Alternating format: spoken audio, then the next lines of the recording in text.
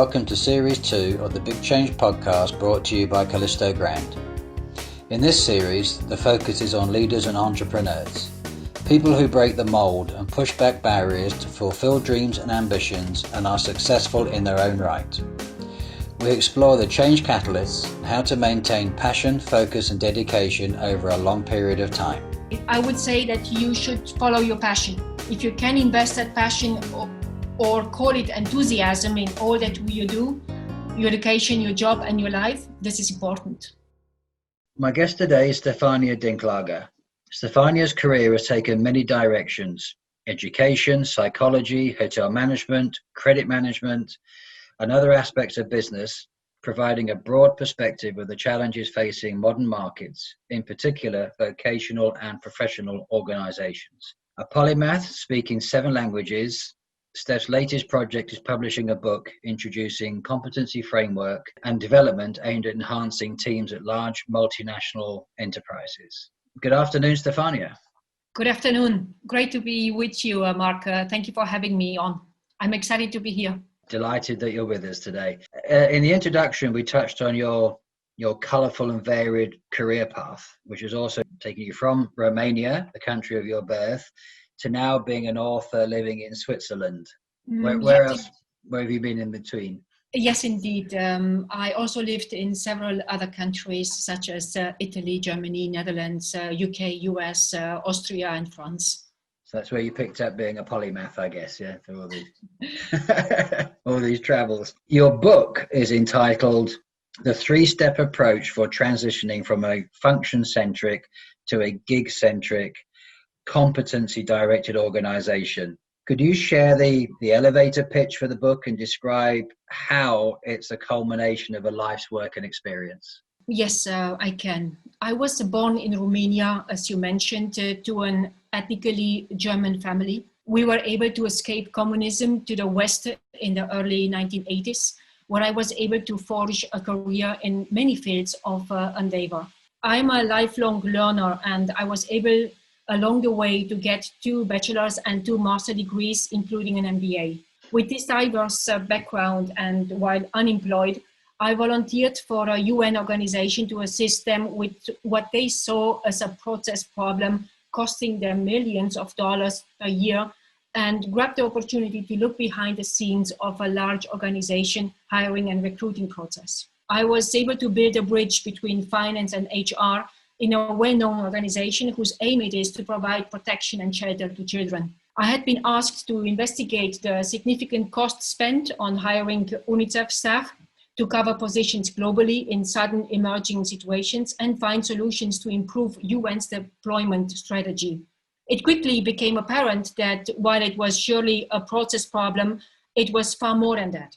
It was also very clear a problem in identifying, classifying and retaining talent in what amounted to a global gig marketplace of skills, as I call it. They did not see all the talented people that they had around them. So I took this as an impetus to conduct extensive research into the area. This project showed me the struggle organizations are facing when seeking competent staff. So the right person for the right assignment in the right place at the right time.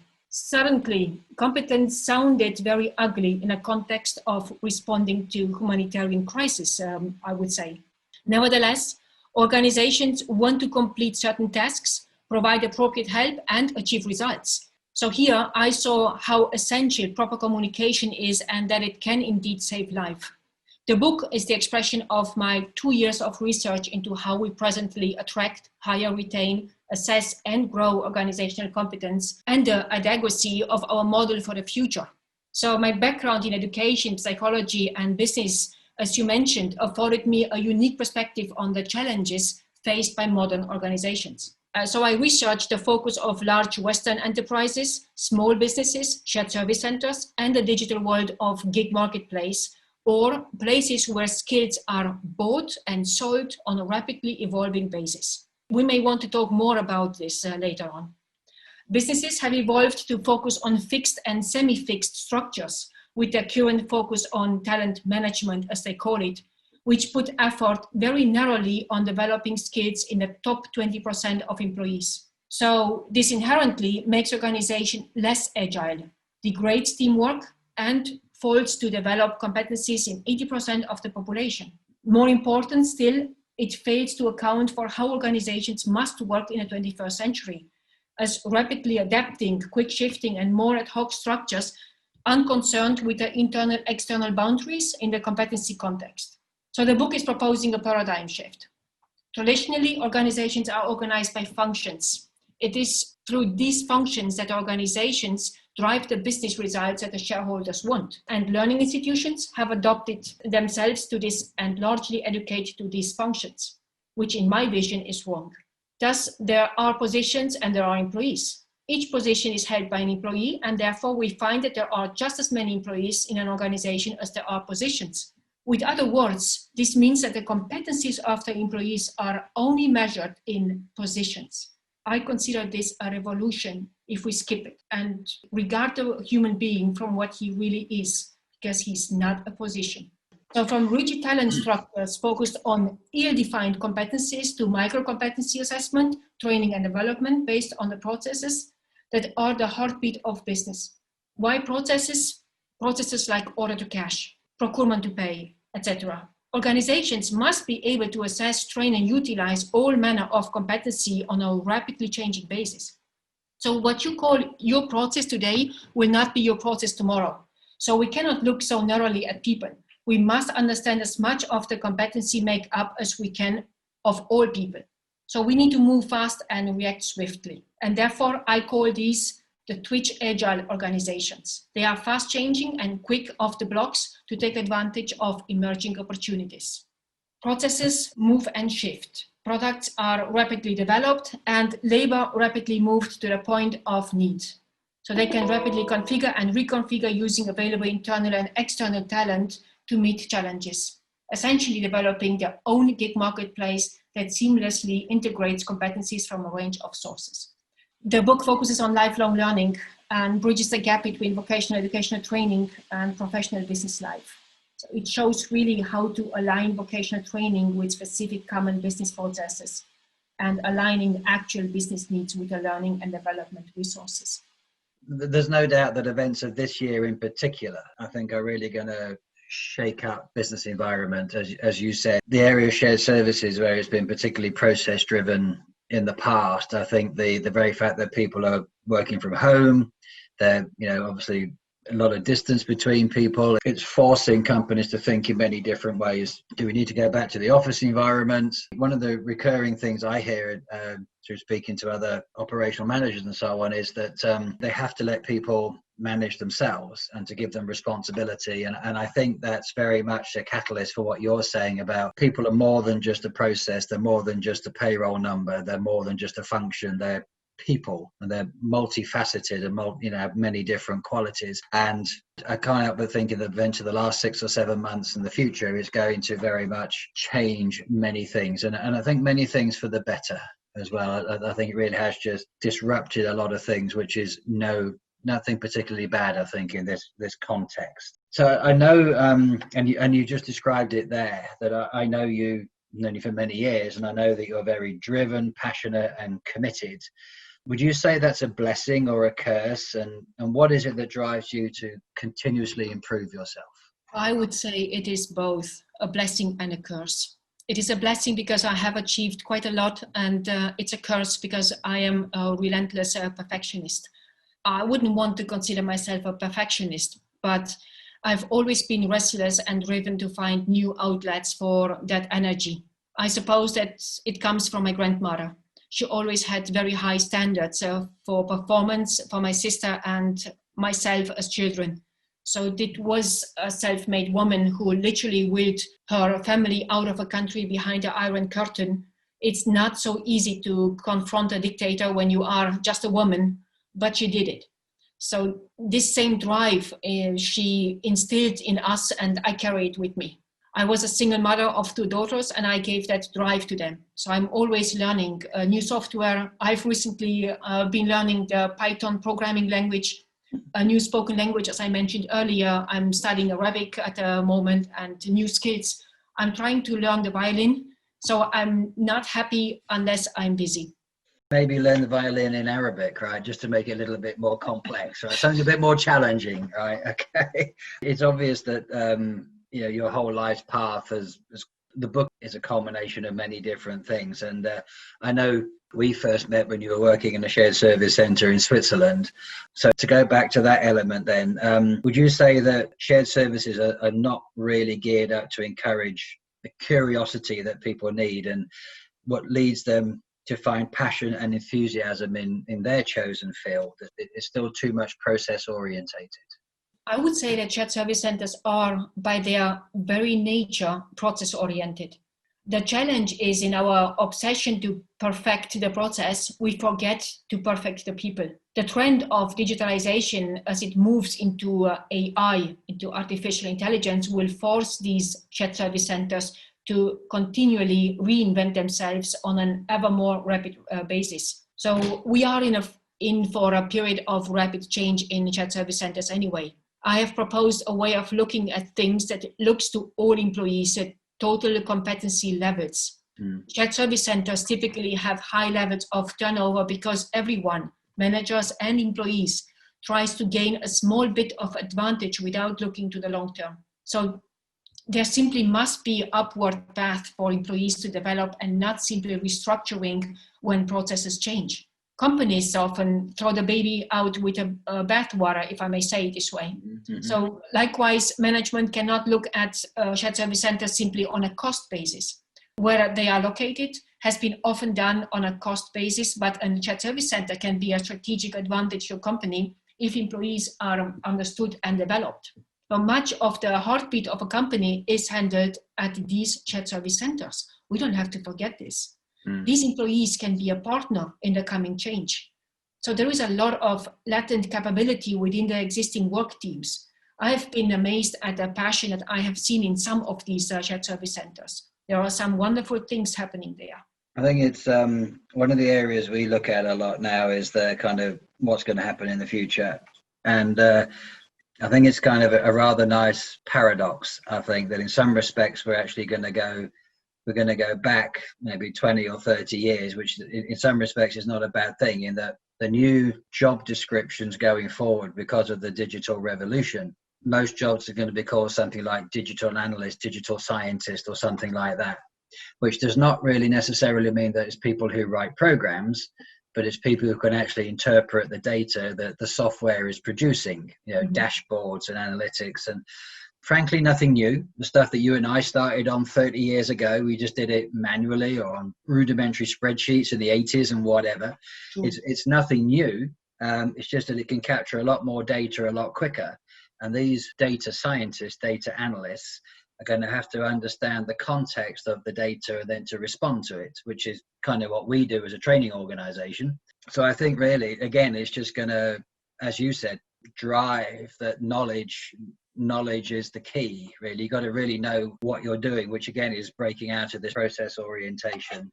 Yeah. Okay. Absolutely. I agree with you. So far then, and I know you've got a million things still to achieve, but from your career so far, what would you say is your proudest work-related achievement? This is a tricky question. I would say my proudest work-related achievement is my time spent at the previous company, Alexion Pharmaceuticals, designing, building, and implementing a global credit risk management system. I was given full freedom to implement a system across all countries and within our shared service center that allowed real-time semi-automated management by exception.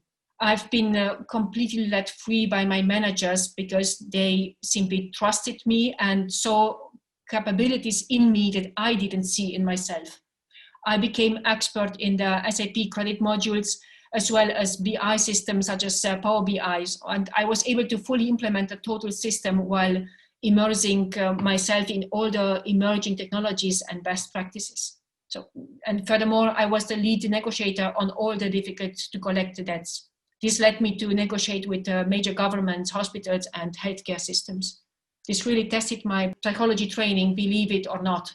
It was an exciting and rewarding time. Yeah, give you a lot of insights into many different facets. So aside from the work then, when you're not writing books and everything else and learning the violin and Arabic. Are there any other hobbies, or are those your hobbies? Oh my God. Um, as a relentless person, I would say I have a lot of hobbies. As my hobbies are often simply new pursuits, such as I mentioned earlier, playing the violin, but I enjoy cooking immensely, particularly with unique, fresh ingredients. And I would consider myself an amateur chef, or maybe more a wannabe. And I enjoy the challenge. It is really a chemical and sensory laboratory focused on a result. I enjoy knitting and knit quite a lot as I watch the television, if I watch television. And I enjoy my garden in the warm weather. But the joy of my life are and remain my daughters and grandchildren. Mm-hmm. Their minds rapidly develop and show me new perspectives on things. And we as grown-ups, we often think that we teach them, and there is some truth in that. But I very much enjoy learning from them. They give such an energy to me with their enthusiasm and zest for life. They amaze me with their fresh insights. You see, I would like to quote a story from one of my idols, Ken Robinson. He was pointing out that in a classroom of many students, each was given an assignment to quietly spend time at their desk. And a little girl in the back of the class was drawing. And the teacher knew what this girl never really pays attention, except in her drawing lessons, she always did. So the teacher was fascinated and approached her and asked, "What are you drawing?" And the girl said, "I'm drawing a picture of God." And the teacher, surprised, and replied, "But nobody knows what God looks like." To which the girl said, without looking up, "They will in a minute." This is the way I look to children. They are always amazing us with their knowledge. I just think it's important. Well, it's always a source of wonder to revisit the world through children's eyes, you know, because they see something they've never seen before, and to me, it's always great that when a 3-year-old, you know, discovers something that we don't even see anymore 50 years later, you know, and to go back and see it from, you know, from ground level, if you like, or, you know, 60 centimeters rather than our height and so on. And yeah, that's always a constant source of wonder for me, and something I enjoy very much too. So I'm totally with you on that one. So what would you advise the 20-year-old Stefania then, or other young people that are starting out? I will surprise you. First, I would tell the 20 years old me to put all her money in Amazon, Google, Apple, and Microsoft, and never did that. So we didn't know that at the time, did we? Yeah, maybe I did, because I really wanted to do it with Google when it came out in 1997, 98. But secondly, I would say that you should follow your passion. If you can invest that passion or call it enthusiasm in all that you do, your education, your job, and your life, this is important. I see far too many people choose to live with the decisions of others when they should make use of the freedom to choose for yourself. So there is no reason to let life's burden hold you back. And I truly believe that I can do anything, and I believe young people can do that too. I think that's one of the lovely recurring themes out of this series we've done in the last couple of months is often to follow. Yeah, don't listen to other people. That's absolutely paramount, I think, and also follow your instincts as well. If you have a talent for something, at least give it a go. At least try and exhaust it, you know. And if it doesn't prove to be successful, at least you've tried. Yeah. So yeah, I absolutely agree with you on that. And then. What does the future hold? Where do you go next? Yeah, where am I going? I see myself writing some more books, some in the same vein as the first, but I have many other titles in my head. I've always wanted to walk the Camino de Santiago, you know what I mean, and I will do it. I would like to see more of the world. Africa intrigues me a lot, and I go to the States on a regular basis, not now, obviously. Professionally, I would like to see some success with my consulting business, driving real strategic change in organizations. And we are beginning to see some opportunities to reorganize businesses by applying my concepts. And I'm very excited what is going to happen with the meeting with the European Council.